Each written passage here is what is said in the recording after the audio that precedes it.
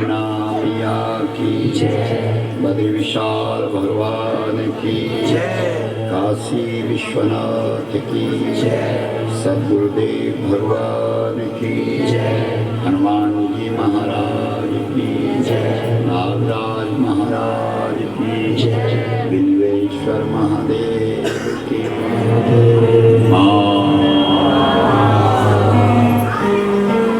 परम आराध्या परमेश्वरी भगवती जगदम्बा गौ माता को प्रणाम। यहाँ पर व्यासपीठ पर विराजमान बहुत ही साधना सिद्ध अपनी संस्कृति के प्रति समर्पित परम गौ भक्त श्री विनोद जोशी जी, जो कि धेनु मानस के आधार पर आपको गौ कथा का श्रवण करा रहे हैं, उस व्यासपीठ को बार बार नमन। जो हमारे विप्र भूदेव यहाँ पर विराजमान हैं, सबका बहुत बहुत अभिवादन। और यहाँ संस्कृत महाविद्यालय और बिल्वेश्वर महादेव, जिनकी कीर्ति पूरे क्षेत्र में फैली हुई है, लोग जानते हैं। और यहाँ पर जो इस बिल्वेश्वर महादेव मंदिर समिति के सभी अध्यक्ष जी और सभी लोग जो संचालन कर रहे हैं, और जो स्वधर्म गौ गोपाल सेवाश्रम गौनगर गंगर में समिति बनी है, उसके भी सभी कार्यकर्ता और इस क्षेत्र की जो मातृशक्ति भाई लोग, उपस्थित सज्जन, सभी का हम बहुत स्वागत करते हैं। हमारे साथ नई टीवी से हमारी मातृशक्ति जो मंडली वहाँ पर है, जो गौ धाम वहाँ चला रही हैं, वो भी आई है। यहाँ पर हमारे जोशी जी ने मुझको दूरभाष फोन करके कहा कि गुरुजी हम चाहते हैं यहाँ पर कथा हो। तो हमने कहा भाई कथा तो करेंगे, लेकिन हमारी कथा तो अभियान है, आंदोलन है, इसके लिए क्या करना पड़े। हमने कहा पहले 150 लोग तैयार करो जो तुम्हारी कथा में यजमान बने। हमने सब जो से देखते हैं बैठे, और जितने गांव हैं लगभग 150 गांव, सबसे लोग आने चाहिए। हर कम से कम इस परिधि के 150 गांव तक समाचार पहुंचना चाहिए कि भाई यहाँ गौ चर्चा होगी और गुरुजी आ रहे हैं। मुझे लगता है इन्होंने थोड़ा प्रयास किया होगा, फिर अभी आरंभ है, फिर हमारे पहाड़ में जगाना बहुत मुश्किल हुई। तो फिर अभी इन्होंने कहा कि गुरुजी अब क्या करें, नहीं ऐसा हो पा रहा है, लेकिन मैं चाह रहा हूँ कि 5 दिन की गौ कथा मैं करूँ। तो हमने कहा हम एक दिन जरूर आपके यहाँ आएंगे, और वो एक दिन आज ही है। तो बहुत अच्छा जोशी जी ने समझाया, क्योंकि हमारे यहाँ संस्कृत के विद्यार्थी तो बहुत लोग पढ़ रहे हैं संस्कृत, लेकिन इनकी समझ में बात आई है। क्योंकि अभी जो हमने मंगलाचरण का अथर्ववेद का मंत्र पढ़ा, देवी वाचम, ये को मतलब है कि देवी वाचम मतलब उस देवी को जानो। ये हमारे छात्र छात्राएं यहाँ पर विराजमान हैं, खास करके छात्राएं, इनका भी हम स्वागत करते हैं। हमारे एक पत्रकार भाई अभी पूछ रहे थे, उनका भी बहुत अभिनंदन। बहुत ध्यान से सुना। देवी बोलो, वाचम ये को मतलब है कि तीन देवी नहीं जाना आप लोग समझो। अब आप कहेंगे भाई कौन सी देवी है, कि हमारे यहाँ बहुत देवियां हैं। अजनयंत देवा बोलो, जी देवी सी सब देवता पैदा होना। बहुत ध्यान दीजिए, अथर्ववेद मंत्र आगे क्या बोल रहा है मंत्र? आम विश्व रूपा बोलो, मंत्र भी बोलो। असबो बदंती, लोग इतने जानवर बन गए हैं, पशु बन गए हैं कि उस देवी को जिससे सब देवता प्रकट होते हैं, जिससे सब देवताओं पर मोहर लगती है, जो सब देवताओं को जन्म देती है, पशवो बदंती, उसे पशु बने हुए लोग पशु समझते हैं। और ध्यान दिया, कौन से लोग उसको पशु समझते हैं?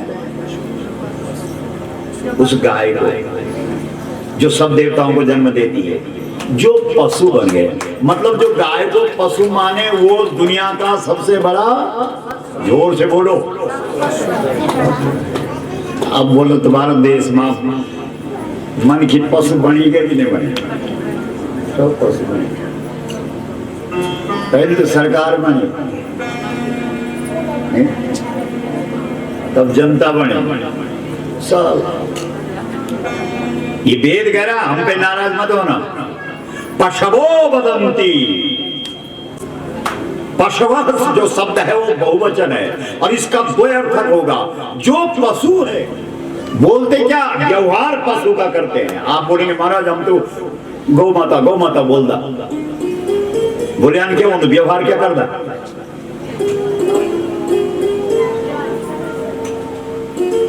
अगर व्यवहार करते हो, पशु जैसा व्यवहार करते हो, पशु हो। ये पशु जन व्यवहार नहीं के दूध पे और रुपए के बाद चम्या हुआ बाजार। बोलो, ये पशु का माँ के साथ ऐसा व्यवहार हो नहीं सकता। बोलो, बल्कि आज आदमी इतना पशु हो गया, वो जन्म देने वाली माँ को भी वृद्धाश्रम खुले हुए हैं देश में। अजनयंत देवा ताम विश्वरूपा पशवो बदंती, जी देवी सी सब देवता निकलदा, उन्हीं देवी ते लोग पशु समझ। पशु बहुत ध्यान दीजिए।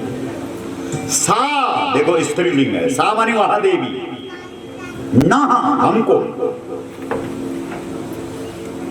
मंद्रे समूर्धम दुहाना, जब मंदराचल पहाड़ को समुद्र मंथन के लिए समुद्र में डाला गया, तब ऊर्जा के रूप में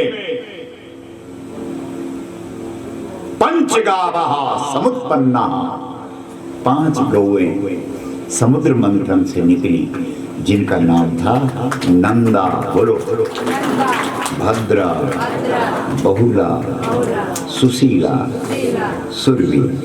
ये 5 गौ निकली समुद्र मंथन से और ऊर्जा के रूप में निकली, प्राण शक्ति के रूप में निकली। संसार का प्राण है गाय।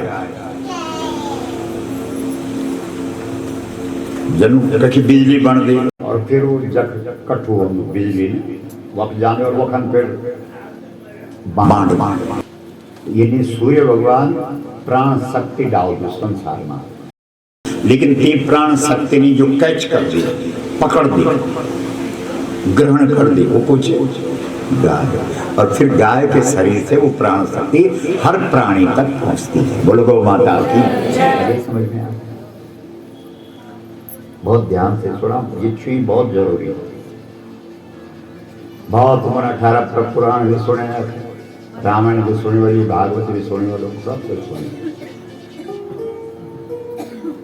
और यह बात बहुत जरूरी। और ये भगवान शंकर बिल्वेश्वर की कृपा, क्योंकि भगवान शंकर को यकमुन बिल्वेश्वर से बिल्लो बिल्लो बिल्लो बिल्लो पत्र हो बिल्लो पेड़ हो ना। तो हमारे यहाँ शिव पुराण के अंदर कथा कि गाय का गोबर से वही बेल को ढालो पहला, किससे हुआ? गोबर से, मतलब वो गाय जुड़ी। और जितना भी शिवलिंग, जितना बिल्वेश्वर महादेव हो, कोई भी जितना भी जो स्वयंभू शिवलिंग जो कहेगा प्रतिष्ठित नहीं करे, ये सब जगमुग गौ माता गई और देखा दूध गिरी जय शिला पर। वो शिला फिर सामान्य नहीं रही और शिला शिव जी बनेगी। बोलो शंकर भगवान। तो शिला को शंकर बनाने वाला तत्व क्या है? बोलो गौ का दूध, गौ का दूध। शिला को शिव जी बनाने वाला तत्व कौन है?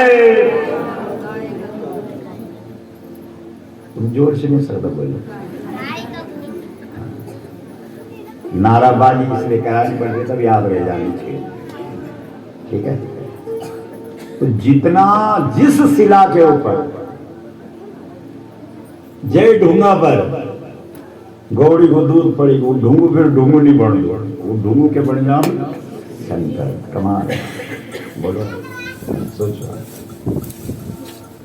राम जी का ये देश का अंदर नहीं बाढ़ आए, राम राम राम राम मंदिर की छुई लगने, घर घर रुपया इकट्ठा होना है। पता तो बनी क्यों राम जी का खाना है? जब दशरथ जी ने यज्ञ करे और वही यज्ञ में हमारा उत्तराखंड से श्रृंगी ऋषि गए और श्रृंगी ऋषि ने गौड़ी का दूध बा 60 को जो खीर बनाए, समझा ना?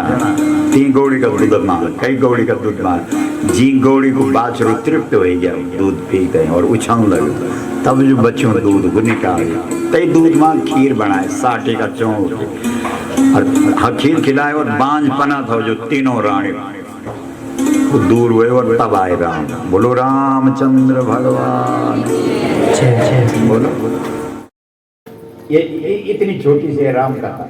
अब बड़ोना पे ब्यास लोग, ब्यास मतलब वो तो बढ़ेगा खोला खोला। जना अंग्रेज यही देश में आया तो उन्होंने तंबू खोली खोली खोली, बस गुलाम हुए ना भारत।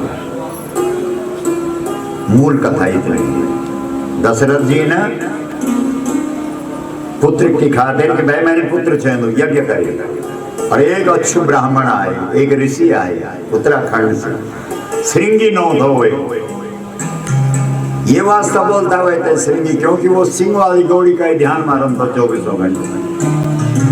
तेने अपनी भी शुद्ध निरंतर सुपिनु भी गौड़ी को जब तो जागृति मां भी गाय जब तो मनसा वाचा कर्मणा पूरी तरह से श्रृंगी ऋषि गौ माता की खातिर समर्पित हो। ये वास्ता अगल बगल वालों नो रखे श्रृंगी लो यो श्रृंगी। वो श्रृंगी जब अयोध्या गया, उस श्रृंगी ने जब सरयू नदी के तट पर यज्ञ किया, उसने कहा यार यज्ञ क्या करना, गाय है? बोला है हमारे। बोलो ठीक है, तब तुम यज्ञ के अधिकारी हो। गौड़ी मंगाई, बाछरू खोली, बाछरू दूध पी, बाछरू तृप्त हुए जब कुदन बैठी तब बच्चों दूध निकाले और तय दूध में खीर बनाए। और हक खीर राजा तैदिनी बोला अपनी रानियों ने दी और यों को बांझपना खत्म हो जालो, और यों की कोख से अब सामान्य जीव पैदा नहीं होना, क्योंकि ये खीर से यों की कोख इतना पावन होगी, इतना पवित्र होगी कि अब जीव नहीं ब्रह्म ही इनकी कोख से प्रकट हो।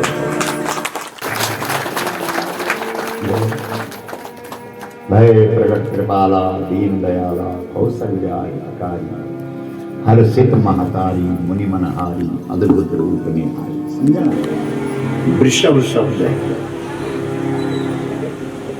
और सत्वताम शब्द है, तो सत्वगुण का खजाना गाय है और वृषभ बैल है। मतलब गाय गौड़ी और बल प्रणाम करते हैं। सुखदेव जी भागवत बोली, बोलो सुखदेव महाराज। अब बिल्वेश्वर महादेव ने कभी अगर तुम्हारी पहुंच हो शंकर जी तलक ना, तो कनोड़ पर मुख लगे थे, पूछे कि महाराज तू भी कर दू ऊपर चाह। बहुत ध्यान से। वो कहेंगे कि हाँ मेरे भी झंडा उठाए, शंकर जी को भी झंडा उठाएंगे, थोड़ी कि बिना झंडा उठाया कोई लेकिन धरती पर कोई भी आए, चाहे राम जी आए, चाहे कृष्ण जी आए, चाहे भगवान शंकर आए, जो ये धरती पर प्रकट हुए तैन झंडा जरूर उठाए कहीं ना कहीं पार्टी को। तो लोगों ने पूछी शंकर जी की आपको झंडा को झंडा उठाए हो? शिव जी लोग उठते हैं, बोली मेरा झंडा पर देख कर चिन्ह क्या? तो शंकर जी की ध्वजा पे कौन सा चिन्ह है जोशी जी? देखो ताली बजाया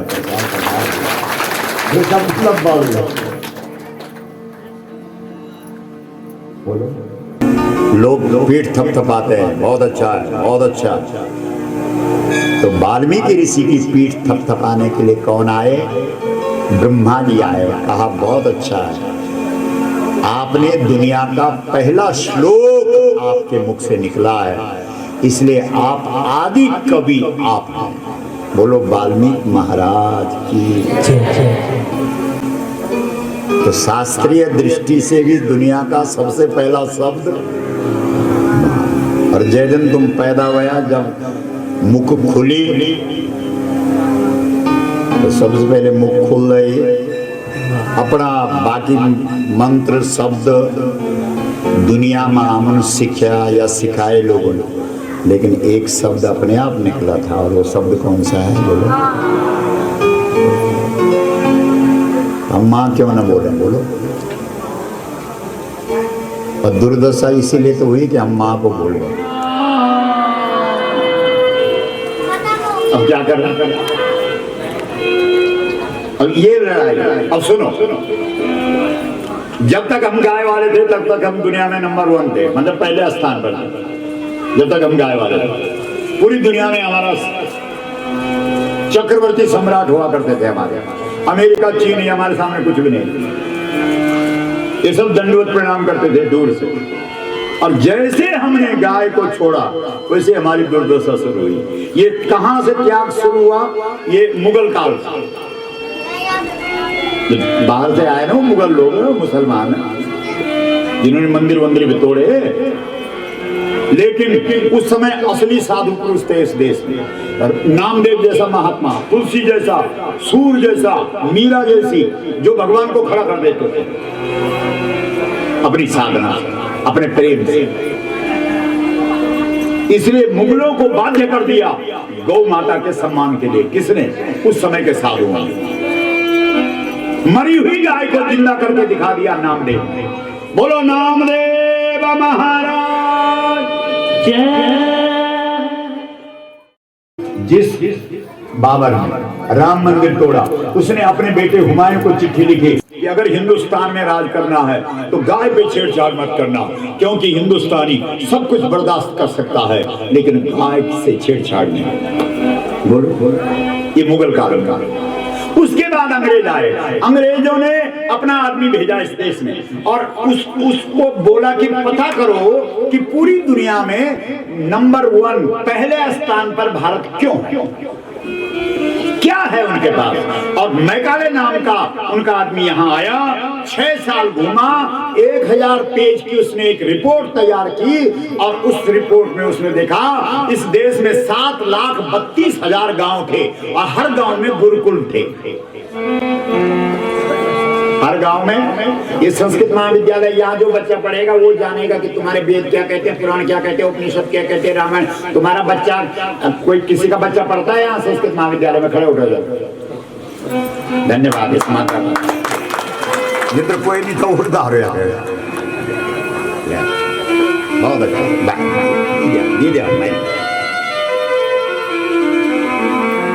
आ गई समझ में? अगर आप में से अधिकतर माताओं को पूछेंगे तो चमावत बेटा स्कूल पढ़ो, अब पढ़ दो, अब दबो तुम्हारा फोटा, चिंता ना करना, गौ न दबा लो तो।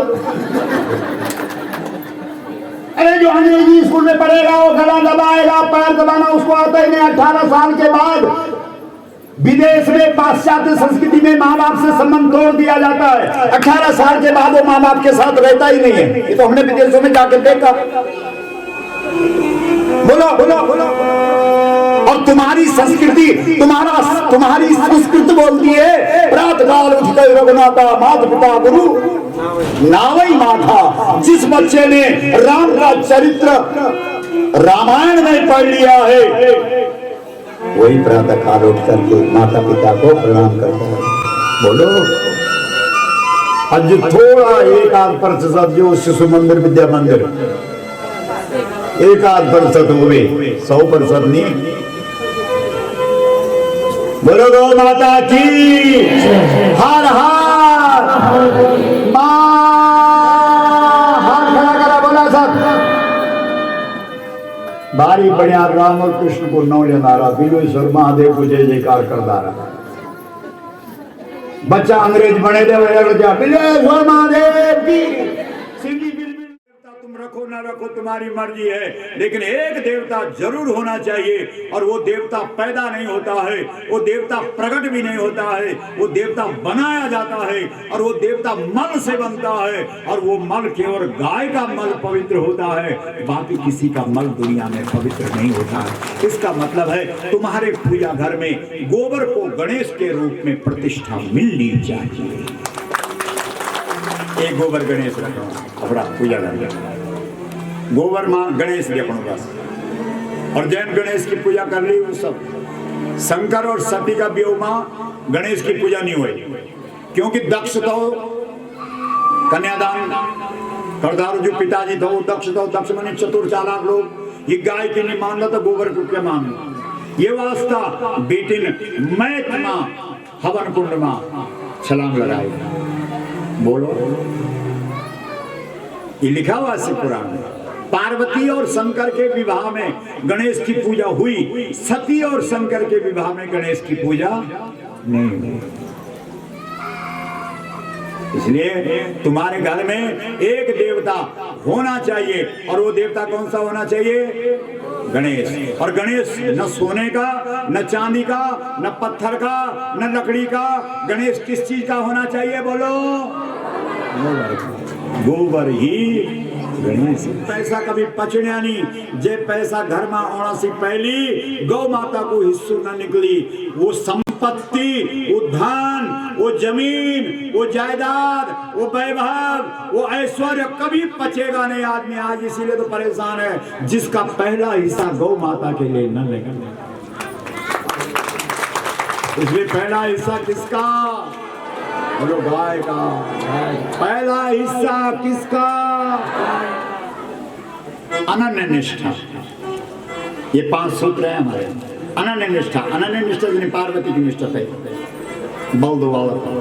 बिल्वेश्वर हमारी निष्ठा बदल दे रही। गंगा गई तो गंगा दास, जमुना गई तो जमुना दास। कभी न बन पाए कोई खास और ये करी जिंदगी को नाश। अनन्य ना हमारा तो कोई, हम लोग जो है ना गौ का चरित्र सुना करके आगे से निकलते हैं, तब तक पिछाड़ी बिटे ना उनको और जोल दम ले से। एक जगह हम गौ माता का चरित्र सुना करके सब लोगों ने बोली हाँ महाराज बहुत अच्छे सब, और गए हुए का बाद एक और बोले भैंसों को तू सबसे बढ़िया हुआ। अमन बोले अमन हाव लगाते हैं जोल लगाए नहीं। बोलो गौ माता की ये वास्ता हर कथा सुनो डालो हनुमान ने दो। कभी कभी रावण भी है ना कथा वक्ता भेज दे दो, जो हनुमान ने कथा का जाल में फंसाई है और राम काज से रोक दे। कौन कथा वक्ता था? बोलो काल नेमी। बोलो काल नेमी क्या करे? काल नेमी हनुमान जी राम जी का काम मान लगे।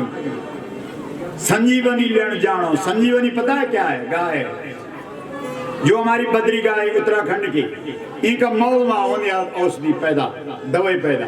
तो 3 और संजीवनी लेन जानो, गौ माता की कृपा लेन जानो। लेकिन वो हनुमान फंसेली कथा को बहानो करी। वो तो धन्यवाद दो उस मगरी को जो सरोवर के अंदर थे। उसने कहा हे हनुमान कब तो ये का चक्कर में फंसनो, ये तो तेरे रोकना था कथा करना। इसलिए जो कथा, जो वक्ता, जो गुरु तुम्हें गाय की तरफ नहीं ले जा रहा है, कहीं ना कहीं उसकी भूमिका संदिग्ध है। बोलो गौ माता की हर हर मां। तो निष्ठा कैसी होनी चाहिए? अनंत।